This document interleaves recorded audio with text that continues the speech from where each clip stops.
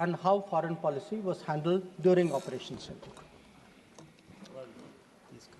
As all the honorable members would appreciate, it was important to send a clear, strong, and resolute message after the Pahalgam attack.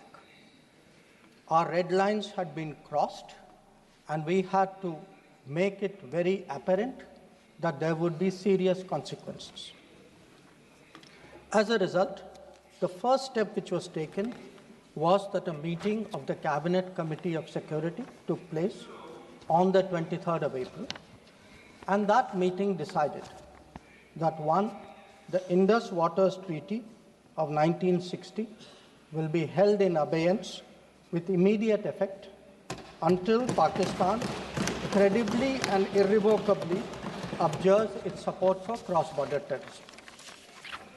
Two, the integrated checkpost Atari would be closed with immediate effect. Three, Pakistani nationals who are traveling under SARC visa exemption scheme will no longer be allowed to do that.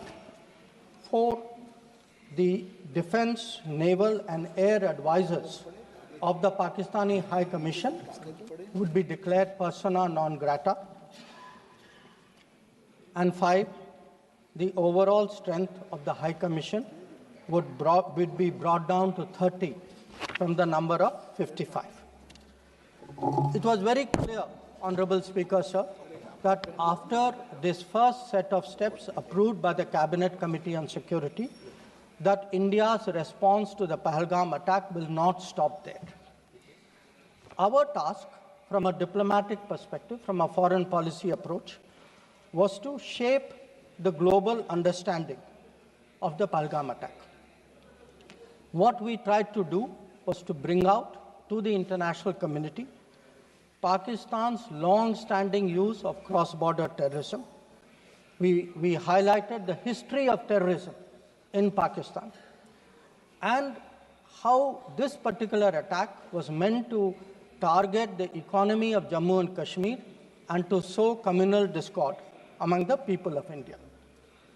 Our messages were two. One, zero tolerance of terrorism, and two, the right to defend our people against terrorism. So all the interactions we did, the diplomatic briefings, we called all the embassies for briefings. We interacted with the media.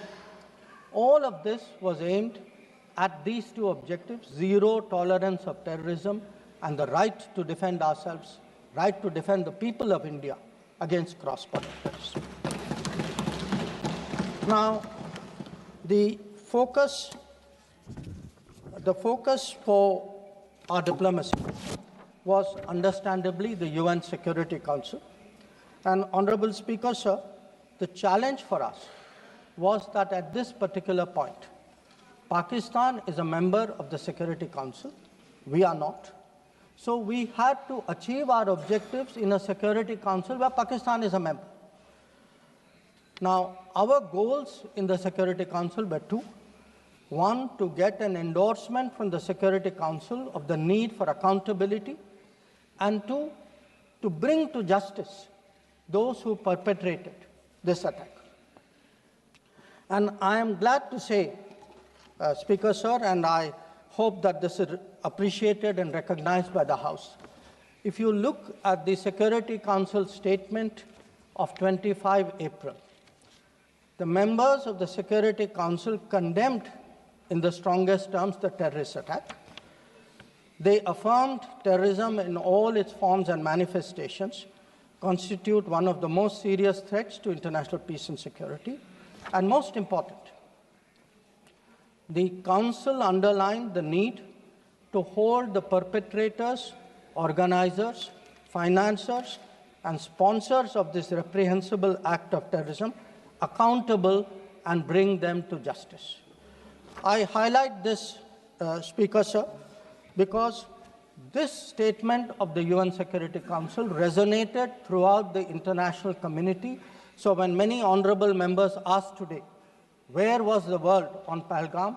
I think the answer is there. The answer is there in a Security Council statement which says hold them accountable, bring them to justice, and that is exactly what we did through Operation Sindoor. Now, I also want, Honorable Speaker, sir, through you, to bring to the attention of the House a very interesting development pertaining to the TRF, the Resistance Front. When the Security Council was debating this on the 25th of April, and TRF had twice claimed responsibility for the Pahalgam attack, Pakistan defended the TRF. Pakistan tried to get any mention of TRF excluded, and in fact, the Pakistani foreign minister told his parliament that this is a great diplomatic achievement. Now, I mention it because today, again, thanks to our diplomacy, the TRF has been designated as a global terrorist organization by the US government, and the same Pakistani foreign minister who took so much pride saying, I defended the TRF, says, well, now if the US has done this, we accept it. So that is where the Security Council issue stood. If I could then, sir, move on to the diplomacy from 25th of April till the commencement of Operation Sindoor. During this period, there were obviously a number of phone calls, a number of conversations. At my level, there were 27 calls. At Prime Minister, I think almost 20 calls. About 35, 40 letters of support came in. And what we tried to do was to create a narrative, prepare the diplomacy for the launch of Operation Sindoor. And the result of that diplomacy, Honorable Speaker, sir, there are 193 nations of the members of the United Nations. 193. Only 3, apart from Pakistan, opposed Operation Sindoor. Only 3. If you look through this period, and I would be very happy to share with the House the exact positions of various governments, overwhelmingly, there was recognition that terrorism is unacceptable, that a country which has been attacked has a right to defend itself, and that India was doing exactly that. Now, when Operation Sindoor was launched, we spelled out our objectives. There was a statement, Honorable Raksha Mantri ji referred to it in his statement, where we put out for the benefit of our own people, for the international community, that Operation Sindoor was hitting the terrorist infrastructure in Pakistan and Pakistan-occupied Jammu and Kashmir, from where terrorist attacks had been planned and launched. We highlighted that 9 sites had been targeted, and we said that our actions are focused, measured, and non-escalatory in nature. And we were living up to the commitment that those responsible for this attack will be held accountable. This was the commitment which was endorsed by the UN Security Council, thanks to our diplomacy. It was a commitment made by the Prime Minister to the people of India that we would hit those symbols, those sites, those planning places. So today, when I hear many questions from across the aisle, I want to say, which one of you imagined that Bhavalpur and Muridke would be brought down the way it was? Which one of you thought? When did you even think of it during your tenure? Did it even cross your mind? In fact, on the contrary, you ruled it out after 26/11. So I think our objectives are very clear. We wanted to send a message to the terrorists. We wanted to send a message to Pakistan that do not continue this support for terrorism. And I think on the morning of 7th of May, that message went home loud and clear. Now, sir, during this period, there was, when the operations were on, when the conflict, when the activities were on, operation is still continuing. A number of countries, number of their leaders, ministers, others called up. And they called up because people wanted to know what is happening. People wanted to know what is the thinking of India. People wanted to understand what we are doing. And I would like to share with the House, sir, through you, To everybody, we gave a common message. The common message was India is exercising its right to defend itself against terrorism. Number two, the targets which were hit on the 7th of May are known terrorist headquarters and infrastructure. Number three, there will be no mediation. Anything between us and Pakistan is bilateral. Number four, we will never bow down to nuclear blackmail. Number five, we are responding to Pakistani military attacks because after Operation Sindoor was launched, they had started targeting our military facilities. And we will continue to hit the Pakistani military. If the fighting is to stop, Pakistan must request it. And that request must come through the designated channel of DGMOs. This was a common message that we had given to many people who had called us during that period. Our position was very, very clear in how we were approaching the progress of Operation Sindoor. Now, sir, many members asked,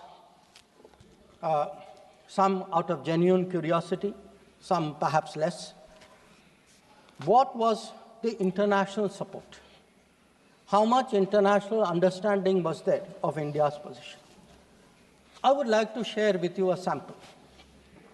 So let me start with countries who are known to be partners of India. Quad. Quad gave a statement which says, the Quad unequivocally condemns all acts of terrorism and violent extremism in all its forms and manifestations, including cross-border terrorism.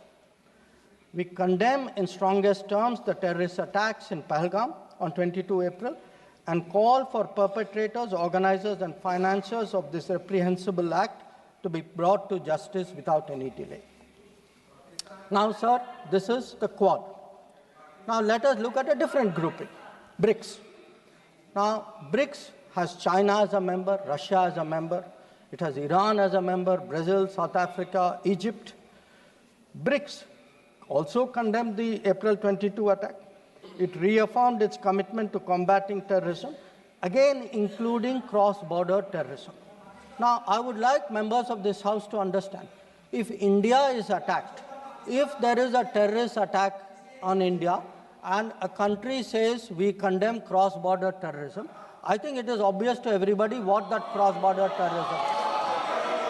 So, I then move on, sir, to the Central Asia.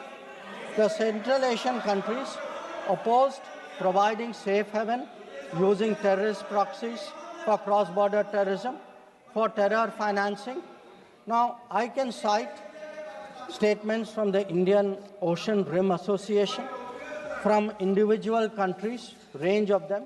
President Putin, for example, has said, he wrote to our president and said, this brutal crime has no justification whatsoever, and its perpetrators will face a deserved punishment. The president of Paraguay has said that he expresses solidarity and recognized India's legitimate right to self-defense. So the main point, the common thread, sir, which I would like to bring out is that number one, cross-border terrorism across the board has been recognized, all forms and manifestations, opposition to condemnation of Pahalgam terrorist attack, and the right of India to bring people to justice. Now, sir, in addition to that, I would particularly like to mention 2 or 3 other developments. One, the American designation of TRF. On the 17th of July, the Department of State designated TRF as a foreign terrorist organization and a specially designated global terrorist. Now, this comes in the wake of the extradition of Tahawoor Rana, who was involved in the 26/11 attack. And when people ask today, how successful is your foreign policy? Where is your diplomacy? I want to say that Tahawoor Rana, which many of you tried for so long to get, is finally here because of us. I want to say TRF was designated not because somebody out there made a remark. TRF was designated as a global terrorist organization because our diplomacy persuaded another country to do that. Now, our strong stance has resonated across the world. I was some time ago in Germany, and standing next to me, the German foreign minister said, India has every right to defend itself against terrorism, and Germany will support this fight against terrorism. Similar position has been taken by France. Similar position has been taken by the European Union. So, what I would like to highlight, sir, is that today, where Operation Sindoor is concerned, there has been, the world sees what it is about. The world realizes this is a fight against terrorism. It is felt that India has acted responsibly but firmly. Now, I would like, sir, to address one particular aspect because some members have brought it up.